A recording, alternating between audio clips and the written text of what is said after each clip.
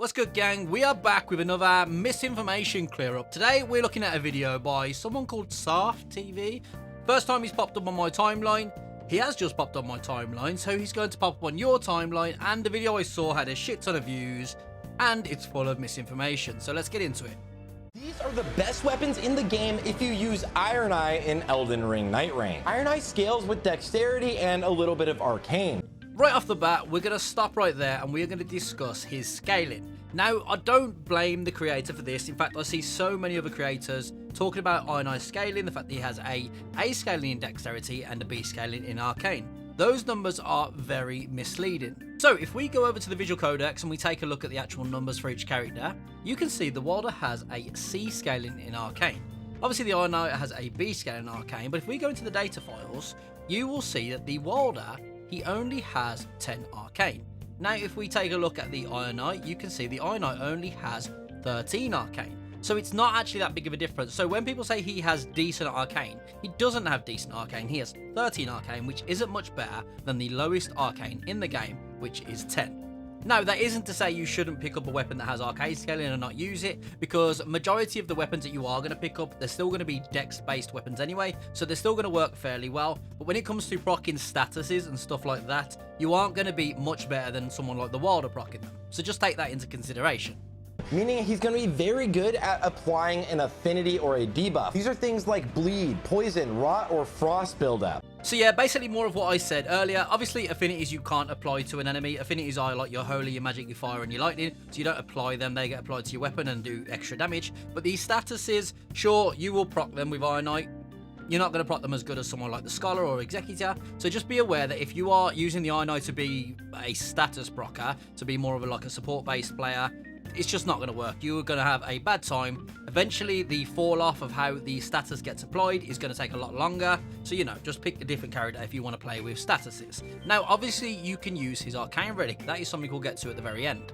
No, yeah, he uses a bow because he has a special bow moveset where he attacks faster than any other weapon. And I say bow, but not crossbows, and definitely not great bows. Great bows scale with strength, and crossbows are just too slow to be effective. And surprisingly, Ironeye is an amazing melee character as well, especially if you find some of the unique weapons that have bleed buildup on them.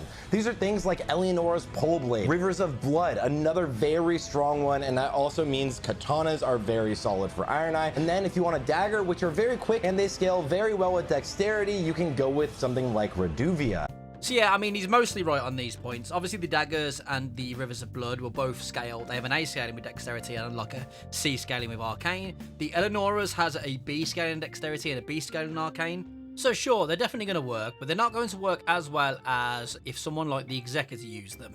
And for passives, always keep your eyes out for these two massively important ones. The first one is going to be increased damage with ranged attacks. This is just flat damage for you, but at the same time, you can also look out for increased damage while two-handing. So yeah, let's just nip that one right in the bud. Two-handing your bow doesn't get improved by attack power up when two-handing your weapon. Unfortunately, they do not raise the AR of your weapon.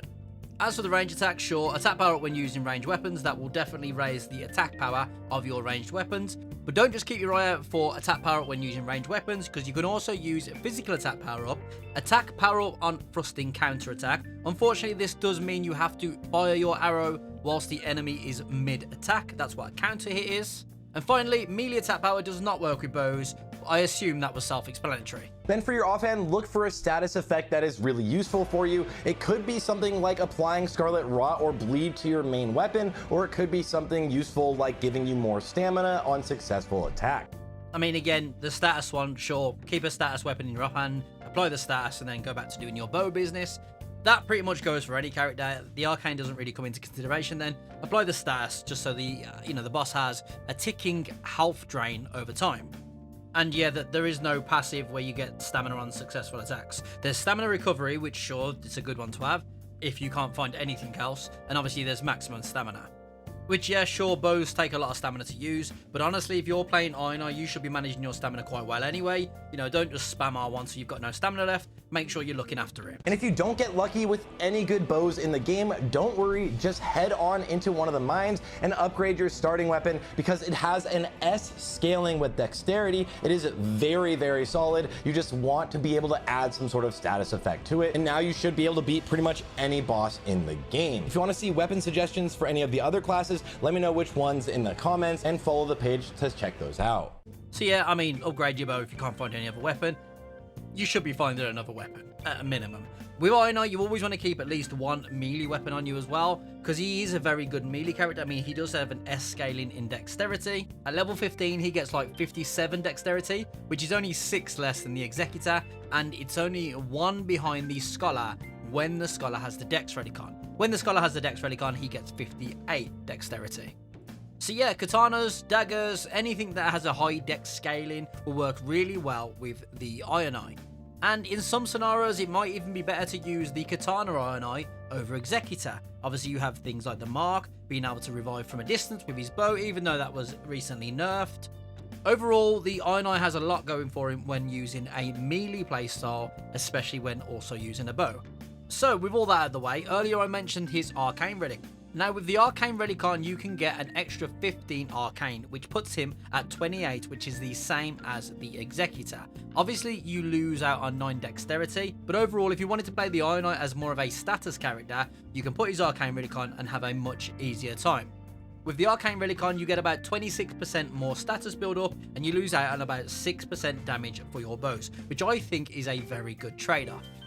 As for an Arcane build and what it would look like on the Ironeye, this is how I play the Ironeye when I'm focusing on Arcane and Katanas. So top relic, we have the +1 additional character skill. This is a must. Never play Ironeye without this. It just gets you out of this shit so many times. Then we have starting armament inflicts blood loss. With his Arcane Relicon, we want to make the most out of status effects. So blood loss is what I have with a +1 additional character skill. Poison would probably be better because you can then take effect of his character skill inflicts heavy poison damage on poisoned enemies, which we'll talk about that when we get to it. So yeah, +1 character skill is a must, and then you want to make use of some form of status. Next up, we got the Night Invader relic. Again, if you're playing the Deep of Night, this is a relic that you really need to have on because you do get free damage right from the start. Very good weapon passives, and in some runs you can be getting like 4 Night Invaders, which is like an extra 28%, but it's actually more than that because it's multiplicative. You can get like 28% damage increase. Very good weapon passives right from the start. Final relic is attack power up when 3+ katanas are equipped. Now, as soon as you have 3 katanas in your inventory, you get a 20% damage increase across all melee weapons. You only get a 10% damage increase on your bow, but the 20% damage increase plus the Night Invaders, it just makes your damage go crazy. Then again, we have the partial HP restoration upon post-damage attacks and some extra vigor. As for the Deep Relics, it's pretty self-explanatory. I use Dormant Powers Discovers Katanas because I like playing with katanas. Then I just have physical attack power up, the character skill which inflicts heavy poison damage on poisoned enemies. Essentially, when your enemy's poisoned and you hit them with the Mark, they blow up with some extra physical attack power. And then finally, we have his Arcane Relic. Now, the Arcane gets increased by 15 and the Dex gets reduced by 9. I think it's worth it. I think it's a very good trade-off, but obviously that's something you would need to decide for yourself. So gamers, that's pretty much all I got to talk about. Obviously, wanted to clear up some misinformation, especially for the Ironeye players, because I know there's a lot of you who still will not use any other character other than Ironeye. I just want you to have the best information possible. As always, gamers, stay safe. Catch you on the next one. Big love.